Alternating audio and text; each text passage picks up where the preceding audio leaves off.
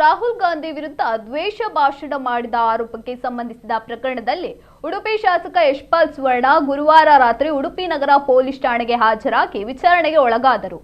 ಮಂಗಳವಾರ ಉಡುಪಿ ನಗರದಲ್ಲಿ ಜಿಲ್ಲಾ ಬಿಜೆಪಿ ಆಯೋಜಿಸಿದ ಪ್ರತಿಭಟನಾ ಸಭೆಯಲ್ಲಿ ಶಾಸಕ ಯಶ್ಪಾಲ್ ಸುವರ್ಣ ನೀಡಿದ್ದ ಭಾಷಣದ ಕುರಿತು ಕಾಂಗ್ರೆಸ್ ಜಿಲ್ಲಾ ಅಧ್ಯಕ್ಷ ಅಶೋಕ್ ಕುಮಾರ್ ಕೊಡವೂರು ನೀಡಿದ ದೂರಿನ ಮೇರೆಗೆ ಉಡುಪಿ ನಗರ ಪೊಲೀಸ್ ಠಾಣೆಯಲ್ಲಿ ಪ್ರಕರಣ ದಾಖಲಾಗಿತ್ತು. ಪ್ರಕರಣದ ಸಂಬಂಧ ಬುಧವಾರ ಪೊಲೀಸರು ಶಾಸಕರ ನಿವಾಸಕ್ಕೆ ತೆರಳಿ ನೋಟಿಸ್ ಜಾರಿಗೊಳಿಸಿದ್ರು.